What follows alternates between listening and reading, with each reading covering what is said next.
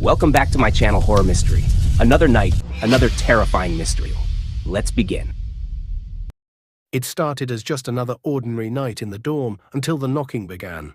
Faint at first, then insistent. When I opened the door, the hallway was empty, but the knocking didn't stop. It was coming from inside my mirror. What if your college wasn't just old, but cursed? What if the people you saw in the hallways weren't all alive? What if the nightmares you were having weren't just dreams, but memories? I thought the rumors were just stories, until my roommate vanished, until I found an old photo, and saw myself in it decades before I was even born. This is not just a ghost story. This is the truth they never wanted us to remember. And now, it's too late to forget. I graduated from high school last year, and like many of my friends, I was so excited to go to college. I had gotten accepted at a school far away from home. I'll leave out the name here for legal reasons, but suffice to say, it was a decent school, and would be my first time living away from home for any significant length of time. None of my high school friends were going to the same school as I, so for the first time in my life, I was going to be striking out on my own. As you can imagine, I was very excited. My new college was in a beach town. Gorgeous weather, new environment, and it seemed like a whole new world of possibilities was opening up for me. I arrived a week early to settle into my new home, a two-man dorm in the cheapest student housing I could find. The room itself was pretty nice after the horror stories I'd heard about dorm living. Having a small kitchenette seemed like the height of luxury, so I didn't mind that there were communal showers and toilets for each floor. Now, a word about the communal bathrooms. They were capital C creepy. There wasn't anything specifically awful about them, no rotting smell or cold spots or obvious poltergeists. It was just a combination of age, which had caused the tiles to crack and yellow, overuse and undercleaning, which had left some pretty gnarly mildew patches around, and a vague sense of unease whenever one entered the room.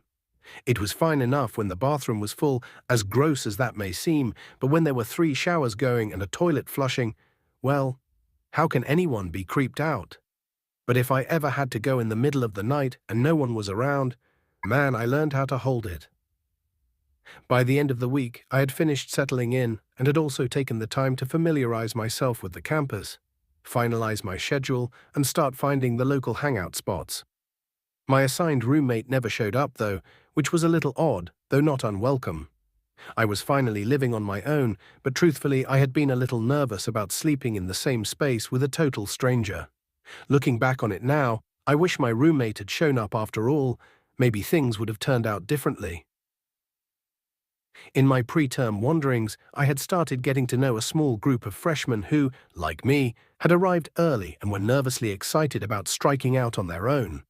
They lived in the same housing that I did, and we decided to form a study group.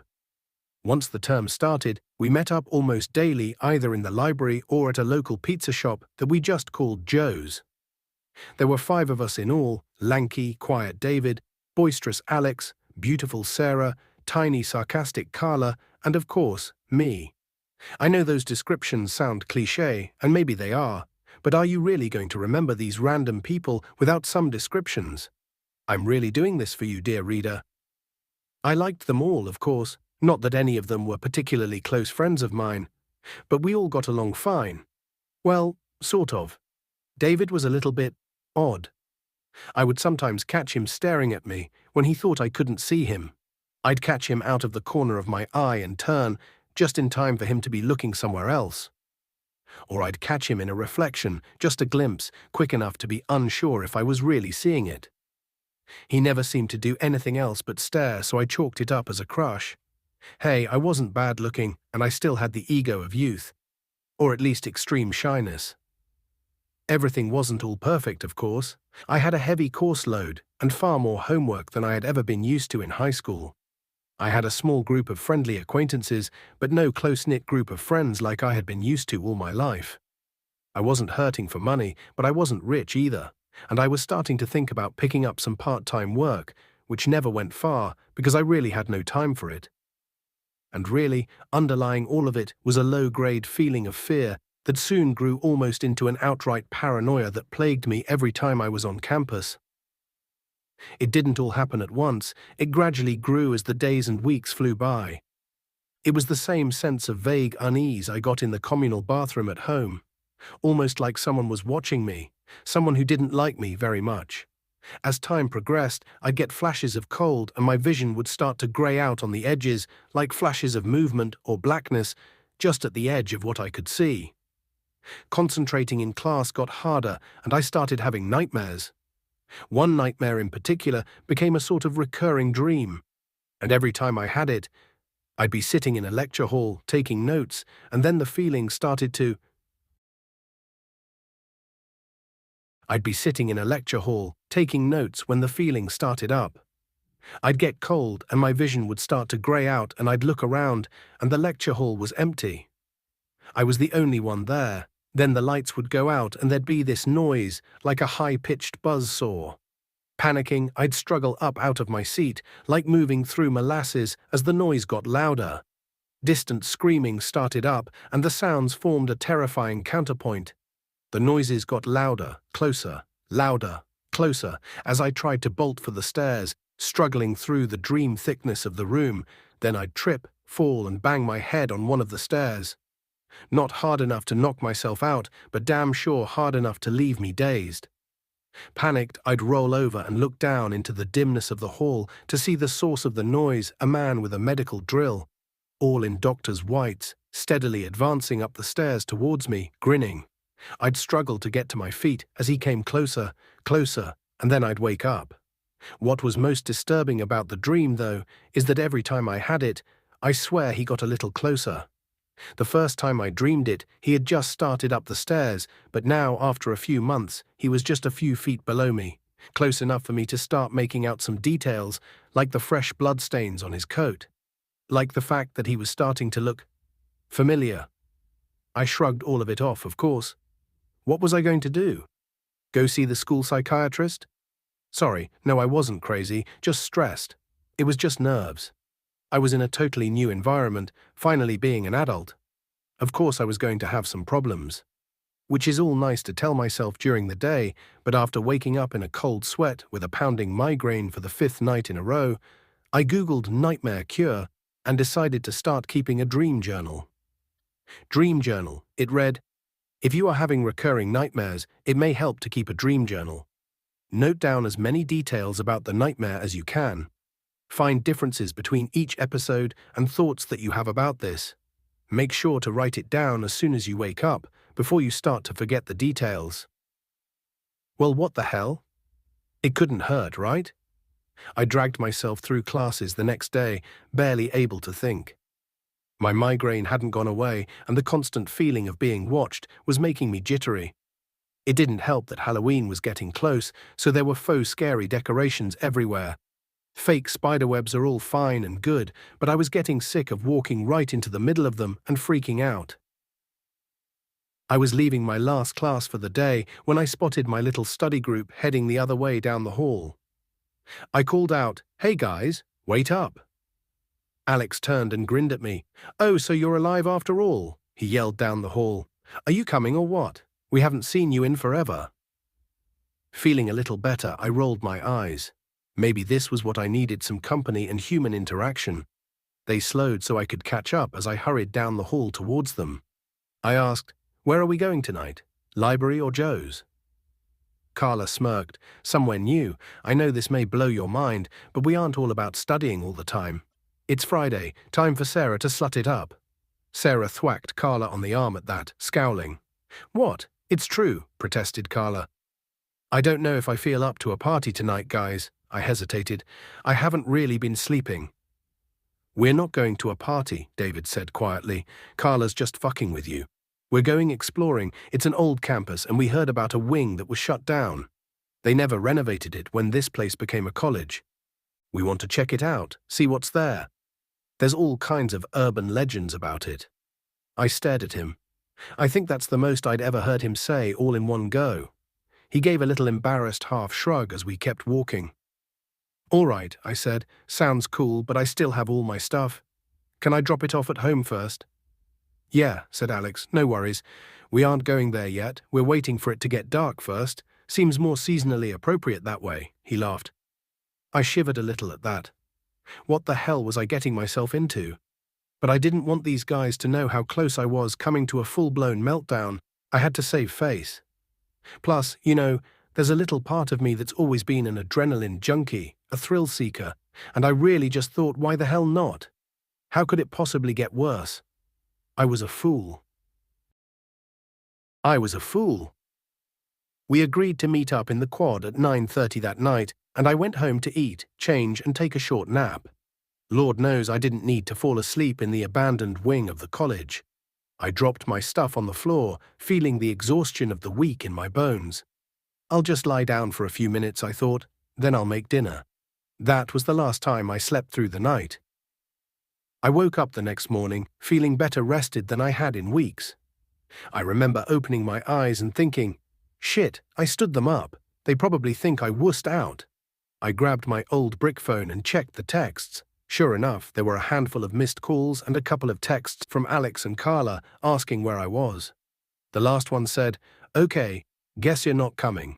See you, TMRW. We'll bring you a souvenir." Well, at least they weren't mad. I checked the time, 11:00 a.m., and judged it late enough to give Alex a call. Straight to voicemail. Tried Carla, same. They were out late and let their phones die. Don't freak out, I told myself sternly. But something felt off. Probably just the lingering sense of paranoia, or maybe something from a dream I'd forgotten. I tried to brush it off and got ready for the day. The showers were as creepy as ever, and I shivered even with the water turned almost to boiling hot. I hurried as much as I could, skipping the shampoo in favor of getting out of there fast. I tried calling Alex and Carla again as I got dressed, but their phones were still off. It was noon by this point, and I was seriously starting to worry. What if they got caught, I thought, or what if they got hurt somehow? They lived in the same building as me. Like I said earlier, David and Alex were roommates in a 2-end floor room, and Carla and Sarah lived together on the 3rd floor down the hall from me. I checked both rooms, knocked for ages, but no one answered. My worry was beginning to blossom into full-fledged panic. Calm down, I told myself. There's nothing wrong. They probably went out drinking and got locked up for public indecency or something. But I knew that wasn't right. Maybe Alex and Carla, but David? No. Something had gone wrong. I had to find them. By the time I got onto the campus, I had almost succeeded in calming myself down. Then I saw the police tape, the cop cars, the crowd of people that had gathered around. Logically, there was no way for me to know, but I knew then. They were dead. I didn't know how I knew, or even why that would be the conclusion, but I was certain. I was almost right. I made my way over to the police barrier, trying to get a closer look. I had to shove my way through a little knot of people, mostly people I recognized from class. Rubberneckers. I didn't want to know, but I had to know. "It's all a mistake. It's all a mistake," the little voice in my head chanted. "It's all a mistake. Everyone is fine. Go find out what happened. Probably a drunk driver. It's all a mistake." A police officer came up to me as I started to duck my way under the caution tape. "Miss, I'm going to have to ask you to move along. There's nothing you need to see here," he said, not unkindly. I stared at him. What? What happened? I managed to get out, afraid to ask, afraid to know. He frowned at me. "I'm not a rubbernecker," I said hurriedly, "but my friends, well, they were going to explore part of the campus last night, and now I can't find them, and I'm really worried that something happened to them, and—" His gaze sharpened. "What's your name, miss?" he asked suddenly. "Sam Weisberg. Am I in trouble?" I asked. "Well," he said slowly, "I hope not. You better come with me." I followed him through the now growing crowd, shivering even in my hoodie and jeans. It was a beach town, like I said, so autumn and especially late October was starting to really cool down. I saw him look at me. He noticed my shivering, but thankfully he said nothing and steered me into the admin building. "Collins," the cop said, addressing an older man in a suit. "She may know something. Miss Weisberg," he turned to me, "this is Detective Collins. You tell him what you just told me." The man, Collins, looked at me sharply. "I think my friends are in trouble, Mr. Collins," I said quietly. "I was supposed to meet them last night to go exploring, and I fell asleep instead. Now no one is answering their phones." They were going to explore a closed-off part of the campus, and I just have this horrible feeling. What happened? Are they okay? Despite my best efforts, I was about to cry. God, Sam, don't lose it now. Come on, hold it together, I thought desperately. It didn't help being on campus. The awful feeling was back. I had an itching on my neck like a pair of eyes was boring its way through, but I couldn't look. I needed the cops to trust me. Come on, Sam, you can do it. Collins looked at me for a moment, and then, almost like he knew what I was thinking, he said, "Can you tell me the names of your friends?"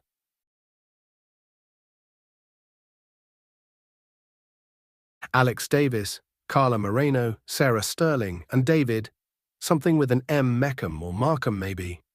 We aren't real close, I said quickly. Something in his face, in his posture, crumpled. I'm so sorry, Sam, he said. There's been a terrible accident.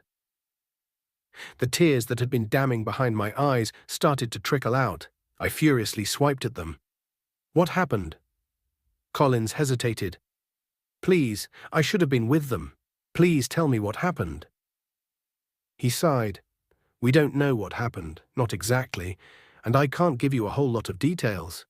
But I can tell you that your friends Alex, Carla, and Sarah have passed away. A member of the cleaning staff found their bodies early this morning and alerted the police. I'm so sorry, he said quietly, watching my face, waiting to see how I'd react, I guess. Oh my God, no, I said. No, please, I just saw them. I cried in earnest then. They hadn't been my lifelong friends, and we were never super close. But I had just seen them. We had pizza together 3 days ago, and I would have been with them last night if I hadn't fallen asleep. As much as I hate to admit it, and as much as this may make me an awful person, that's really what disturbed me the most. It could have been me. Suddenly, I wanted to go home. Not back to my dorm, but really home. Back to my friends, my parents. Back to being a kid, where shit like this just didn't happen. But that wasn't an option. I was an adult. I took a deep breath. What about David? I asked, breath hitching in my chest. He would have been with them last night too. Collins and my cop looked at each other, then back at me. There was no one else there, Collins said in a way that was probably meant to be gentle. No DNA, no footprints, nothing. Are you sure David was with them? Sure he didn't skip out on the adventure? I don't know, I muttered miserably. Maybe. He's a weird dude, but he seemed pretty excited about it yesterday. Can you tell us where he lives? Collins asked. Maybe he knows something that can help. I looked at him. There was something I had missed. You said there was an accident, I said slowly, but you're looking for a culprit. What aren't you telling me? Collins shook his head. Ma'am, you really don't want to know. I squared my shoulders and wiped away the last of my tears. I deserve to know. I don't need to see crime scene photos or anything like that, but I want to know the truth. How did my friends die? If I had gone last night, how would I have died? I want to know the truth. He sighed. I'm sorry, but this is an ongoing investigation. Legally, I can't give you any more details than I already have. I'll let you know if we have any further questions for you, he said firmly. Oh, and if your friend David turns up, please give me a call. He handed me his business card. My cop gently touched my elbow. All right, miss, let's get you out of here. He steered me towards the exit, and I went with him numbly. It can't be true. It's a mistake. It's a mistake. Even in my haze of shock and barely suppressed terror, I knew it was no mistake. There was something hideously wrong, not just with the deaths of my friends, but with the whole campus. Why else would I be having these feelings? I was never depressed before this, and the explanation of stress was wearing very thin. To make matters worse, the nightmares had come back with a vengeance, and keeping the dream journal was making me notice details I had missed before. The fact that the screaming was coming from figures in the center of the lecture hall, figures strapped to operating tables, the way that the screams had started to sound like my friends, the way that the evil doctor was somehow familiar, someone I knew, I just couldn't place my finger on who. And maybe worst of all, the screaming had started to coalesce into words. Help me and Run and Sam, they were screaming my name. I had to do something. By Tuesday, I was a wreck. I couldn't just sit and wait for insanity to arrive. I had to be proactive. So I did the only thing I could think of: research. I decided to be methodical, detached. I'd do some independent research after class. I don't have my research notes anymore, but the list I made was roughly like this: Alex, Carla, Sarah. Who were they? Some other connection. Where's David? Who is he? No DNA at crime scene. What happened? News reports, autopsy reports. Think CSI. My search for some connection between them proved futile. They had come from different cities. No one seemed to have known each other before college, and their Facebooks had simply become memorial walls.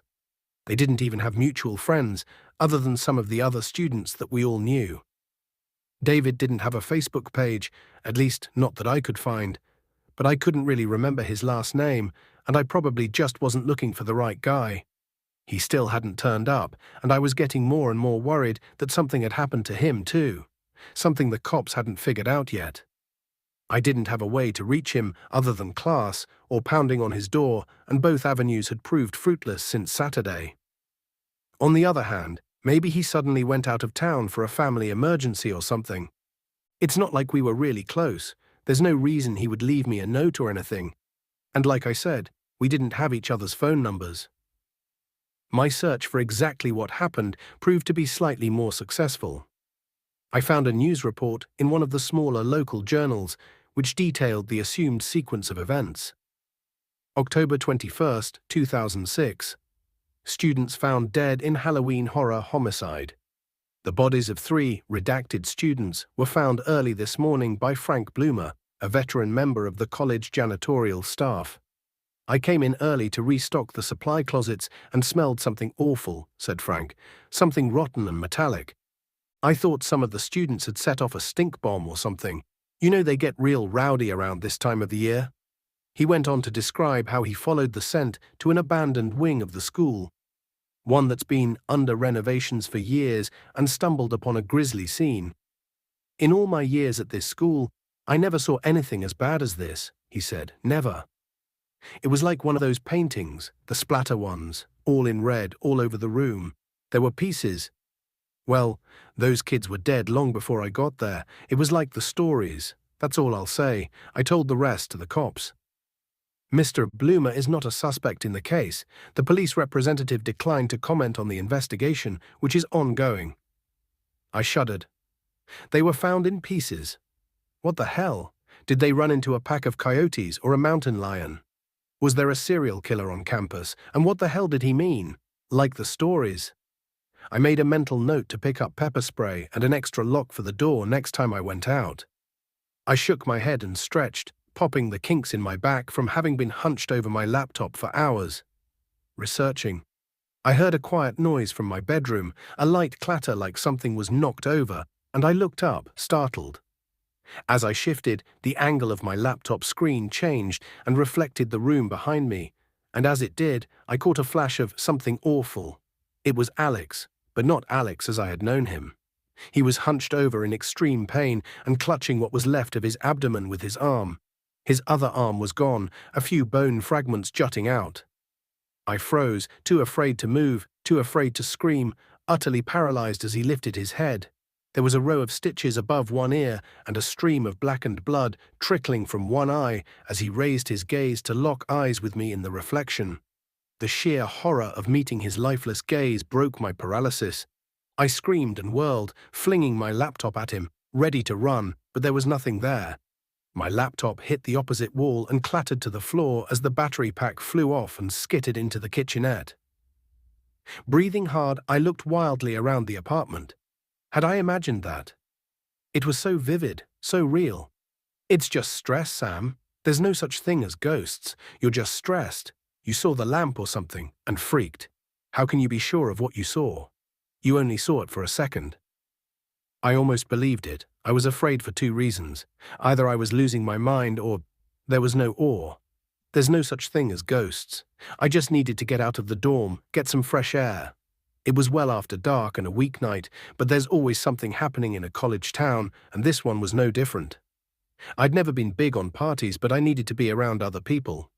There was a regular bonfire down at the beach, a mile's walk from the campus, and I pulled on a hoodie and some sneakers to check it out. I knew this was just paranoia talking, just the aftershock of the adrenaline rush, but I was getting that creepy feeling again, like I was being watched. I kept seeing movement out of the corner of my eye, but I'd turn and nothing would be there. I just needed to get a change of scenery. I just needed to eat. I slowed to a jog and then a walk, stuffed my hands in the pocket of my hoodie and chuckled nervously. Man, I definitely needed to get out of there, I thought to myself. I'm starting to see things. I made my way to the beach and the usual bonfire spot, but I could tell even from a distance that there weren't many people out tonight. The fire was smoldering down to embers, and there were a few figures walking along the beach, but for the most part it was deserted. I figured I'd at least walk down and get some space. I ran into a couple of people I recognized from class, including one guy who told me to, "Be safe, man, there's some crazy people out there." Oh, I know. He introduced himself as Chris and offered to walk me home, but I told him I'd be fine. He was pretty insistent. It was a little creepy, but I'm sure he meant well. My short walk turned into a longer one as my head refused to clear. The jittery, paranoid feeling had left, but what it left in its place was not much better. A bone-deep exhaustion and too many questions I had no answers for. I lost track of time as I walked along the beach, then back up into the town and wandered through the quiet streets. Why did they have to die? Who could have done this to them? I should have been with them. I was almost with them. And most of all, what happened? I was sick of these questions with no answers. I looked up and found that I had successfully wandered in a giant circle right back to my front door. My exhaustion hit me again like a ton of bricks, and it was all I could do to climb the stairs back to my third-floor dorm room. I was too tired to even register the paranoia returning and the flickering movement in my peripheral vision. I chalked everything up to lack of sleep and collapsed into bed, still dressed. Almost immediately, I fell asleep and right back into the nightmare. This time, I was in a different lecture hall, one I didn't recognize. It felt old and unused, like no one had been there for years. The chair I was sitting in was rusted and warped, and I knew that this was one of the rooms in the abandoned part of the campus. As soon as I realized it, everything froze, like the universe taking a deep breath. And the lights went out.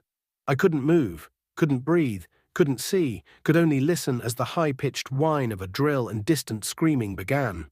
"Wake up, Sam, wake up. This is a dream, wake up." I was screaming in my own head but couldn't make a sound. The hellish counterpoint of the drill and the screams grew louder, and I knew he was coming. I had to move. With a huge effort, I got out of the chair and started running, slow motion, fighting to get to the stairs and get out as the sounds are coming closer and closer, and I trip. I always fucking trip, and hit my head on the stairs. Oh God, he's almost here. Look over and there he is, that fucking grin, that fucking drillist that Sarah strapped to the table down there. Oh God, he's almost here. Wake up, Sam. Wake up, gasping for air. Covered in sweat, I bolted upright in bed. My head was killing me. I looked at the clock. 3:30. I'd been asleep for a few hours. I rubbed my eyes wearily, taking deep breaths. It was only a dream. I needed to get it together. I could feel the sweat drying on my body, and suddenly, more than anything, I just wanted a long, hot shower. Fuck the dream journal. I was never going to write this shit down. I was even willing to brave the creepy communal shower room. Anything would be worth scrubbing the dried sweat away. Maybe it would help my headache too. I changed into a robe, grabbed my towel and shampoo, and headed for the door. Maybe I'll detour and take an aspirin first, I thought. My head is about to fucking explode. I kept a little first aid kit on my dresser next to a vanity mirror. When I went to grab an aspirin, I noticed something weird in the mirror. A bruise was forming on my temple, right where I knocked it on the stairs in my dream. It was weird. I figured I must have knocked my head on the bed frame or something. I swallowed the painkiller and shrugged it off.